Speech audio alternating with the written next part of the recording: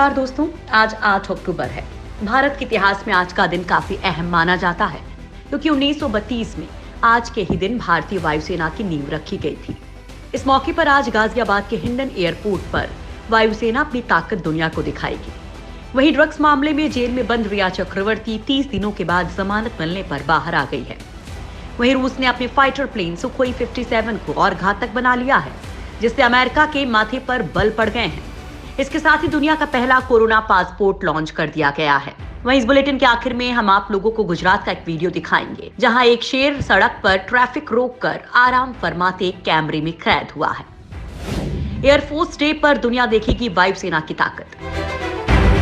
आज गाजियाबाद के हिंडन एयरपोर्ट पर इंडियन एयरफोर्स अपना 88वां स्थापना दिवस समारोह मना रहा है। हर साल की तरह इस बार भी हिंडन बेस पर इस स्थापना दिवस समारोह का आयोजन किया जा रहा है। इस बार भी हिंडन एयरफोर्स यहां अपनी ताकत का प्रदर्शन करेगा। इस बार एयरफोर्स के बेड़े में राफेल को भी शामिल किया गया है। ये एयरफोर्स के बेड़े में पहली बार शामिल किया गया है, जिसे देखना अपने आप में खास होगा। जमानत मिलने के बाद जेल से बाहर आई रिया। ड्रग्स मामले में गिरफ्तार एक्ट्रेस रिया चक्रवर्ती को बॉम्बे हाईकोर्ट से जमानत मिल गई है। इसके बाद रिया शाम को भाईखला जेल से बाहर आई। इससे पहले सेशन कोर्ट ने रिया की जुडिशियल कस्टडी 14 दिन और यानी 20 अक्टूबर तक बढ़ा दी थी। 1 महीने से जेल में बंद रिया ने लोअर कोर्ट से 2 बार अर्जी खारिज होने के बाद हाई कोर्ट में अपील की थी। शाहीन बाग धरने पर सुप्रीम कोर्ट का बड़ा फैसला। दिल्ली में CAA के विरोध में शाहीन बाग में हुए प्रदर्शन पर सुप्रीम कोर्ट ने बड़ा फैसला दिया है। अदालत ने अपने फैसले में कहा कि कोई भी व्यक्ति या समूह सार्वजनिक स्थानों को ब्लॉक नहीं कर सकता है। सुप्रीम कोर्ट ने कहा कि पब्लिक प्लेस पर अनिश्चित काल के लिए कब्जा नहीं किया जा सकता। अदालत ने कहा कि धरना प्रदर्शन का अधिकार अपनी जगह है, लेकिन अंग्रेजों के राज वाली हरकत अभी करना सही नहीं है। बिहार में आरजेडी ने जारी की 42 उम्मीदवारों की लिस्ट। बिहार चुनाव के लिए आरजेडी ने आधिकारिक तौर पर अपने 42 उम्मीदवारों की लिस्ट जारी कर दी है। आरजेडी ने 17 मौजूदा विधायकों को फिर से मैदान में उतारा है। वहीं नए चेहरों को भी उतारा गया है, जो पहली बार चुनाव मैदान में है। इसके अलावा पूर्व विधायकों और दूसरे दलों से आए लोगों को भी निराश नहीं किया गया है। पार्टी ने इस बार कई चीजों का ध्यान रखा है। करीब आधा दर्जन टिकट नेताओं के बेटे बेटियों और पत्नियों को देने के साथ ही कई टिकट बदले गए हैं। हाथरस में गांव छोड़ना चाहता है गुड़िया का परिवार। हाथरस कांड को लेकर रोजाना नए घटनाक्रम के बीच पीड़िता के परिवार का बड़ा बयान सामने आया है। गैंगरेप पीड़िता के परिवार ने कहा है कि वो गांव छोड़ना चाहते हैं। उनकी माने तो आरोपी पक्ष की पंचायतों के चलते वो लोग डरे हुए हैं। उनका कहना है कि हम पर लगातार दबाव बनाया जा रहा है और धमकियां भी मिल रही हैं। इस बीच बेटिया के घर गाँव की निगरानी के लिए CCTV लगाए गए हैं। साथ ही हर आने जाने वाले की पड़ताल के लिए मेटल डिटेक्टर भी लगेगी। घर के बाहर पुलिस का पहरा है। ट्रंप ने H1B वीजा पर दिया भारत को झटका। अमेरिकी राष्ट्रपति चुनाव से पहले डोनाल्ड ट्रंप ने H1B वीजा को लेकर एक नया आदेश जारी किया है, जिसे भारतीयों के लिए एक बड़ा झटका माना जा रहा है। ट्रंप प्रशासन ने दूसरे देशों के कुशल श्रमिकों को दिए जाने वाले वीजा की संख्या घटाने का फैसला किया है। सरकार का कहना है कि ये कदम अमेरिकियों के हितों की रक्षा के लिए उठाया गया है, जिन्हें कोरोना महामारी के चलते आर्थिक मोर्चे पर नुकसान उठाना पड़ा है। किलर मिसाइलों से लैस हुआ रूस का Su-57। रूस ने अमेरिका के F-35 लड़ाकू विमानों से टक्कर के लिए बनाए गए अपने फाइटर जेट सुखोई 57 को किलर मिसाइलों से लैस करना शुरू कर दिया है। ये मिसाइलें हवा में दुश्मन के विमानों को 300 किलोमीटर दूर से ही खत्म करने में सक्षम है। 5वीं पीढ़ी का ये लड़ाकू विमान अपने पंखों के नीचे लंबी दूरी तक हवा से हवा में मार करने वाली कई नई मिसाइलों को समेट रहा है, जिससे ये दुनिया के सबसे घातक विमानों में शुमार हो जाएगा।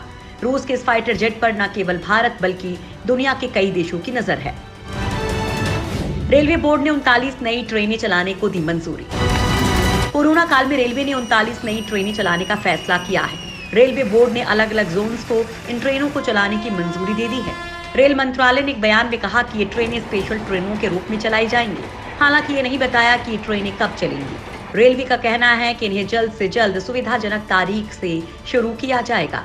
वहीं मध्य रेलवे ने बताया कि 9 अक्टूबर से छत्रपति शिवाजी महाराज टर्मिनल और नागपुर, पुणे, गोंदिया, सोलापुर के बीच 5 जोड़ी स्पेशल ट्रेनें चलाई जाएंगी।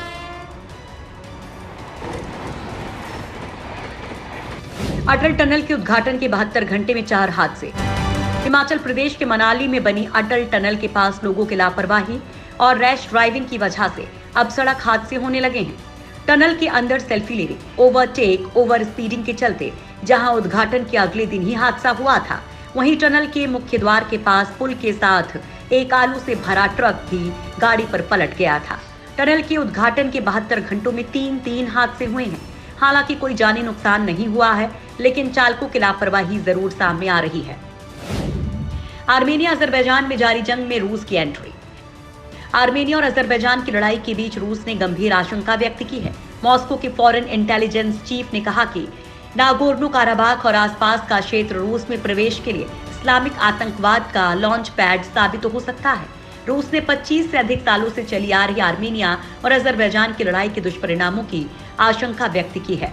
इसके साथ ही क्रेमलिन से इस लड़ाई को शांत करने की नई अपील जारी है।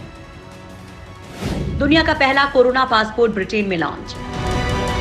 दुनिया का पहला कोरोना वायरस पासपोर्ट को ब्रिटेन में लॉन्च किया गया है। कोरोना वायरस पासपोर्ट वाले लोगों को एक देश से दूसरे देश जाने की आजादी होगी और उन्हें नए देश में क्वारंटीन भी नहीं होना होगा। ब्रिटेन में फिलहाल इस पासपोर्ट को शुरू किया जा रहा है और अमेरिकी सरकार भी इसका समर्थन कर रही है। सबसे पहले यूनाइटेड एयरलाइंस और कैथे पैसिफिक में सफर करने वाले वॉलंटियर्स पर नए पासपोर्ट का ट्रायल किया जाएगा।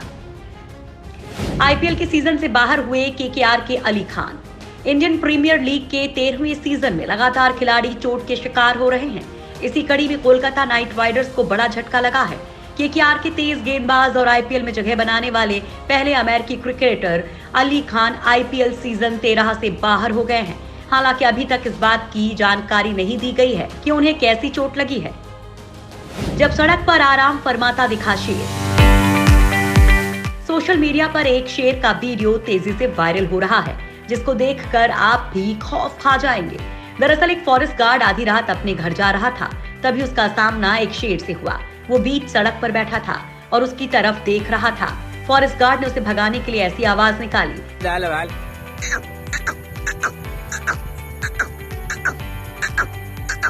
जिसको सुनकर वो जंगल की तरफ निकल गया। सोशल मीडिया पर यह वीडियो तेजी से वायरल हो रहा है।